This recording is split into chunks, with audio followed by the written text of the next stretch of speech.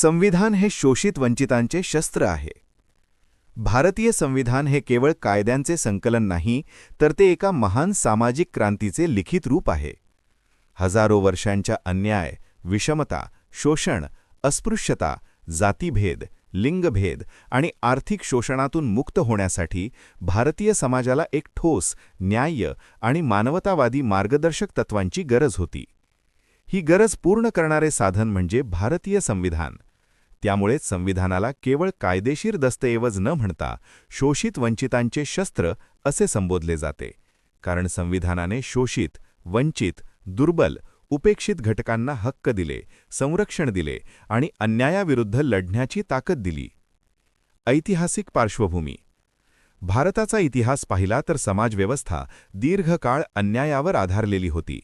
जातीव्यवस्था, वर्णव्यवस्था, पितृसत्ताक रचना, आर्थिक विषमता यामुळे समाजातील बहुसंख्य लोक शोषणाखाली होते.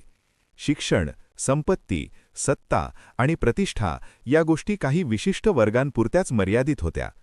दलित, आदिवासी, मागासवर्गीय, स्त्रिया, भूमिहीन शेतकरी, कामगार, अल्पसंख्याक समुदाय हे सर्व घटक कायम अन्यायाचे बळी ठरत होते.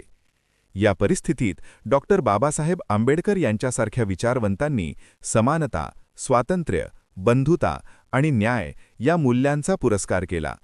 संविधान निर्मिती प्रक्रियेत बाबासाहेब आंबेडकरांनी या मूल्यांना कायदेशीर स्वरूप दिले.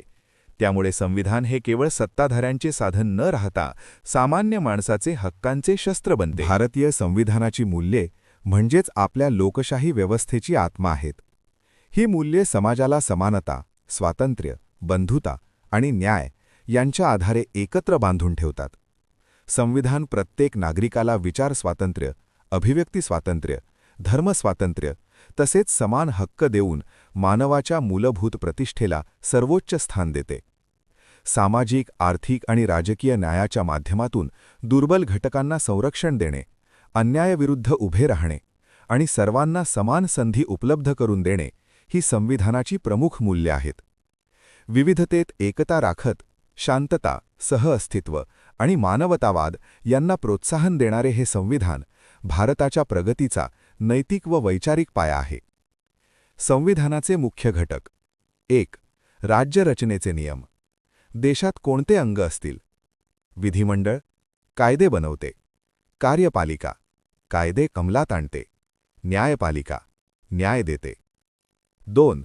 नागरिकांचे मूलभूत हक्क. संविधान प्रत्येक नागरिकाला काही अधिकार देतो. समानतेचा हक्क, स्वातंत्र्याचा हक्क, धर्मस्वातंत्र्याचा हक्क, शिक्षणाचा हक्क, न्याय मिळण्याचा हक्क. 3. नागरिकांची कर्तव्ये. फक्त हक्क नाही तर जबाबदाऱ्यासुद्धा.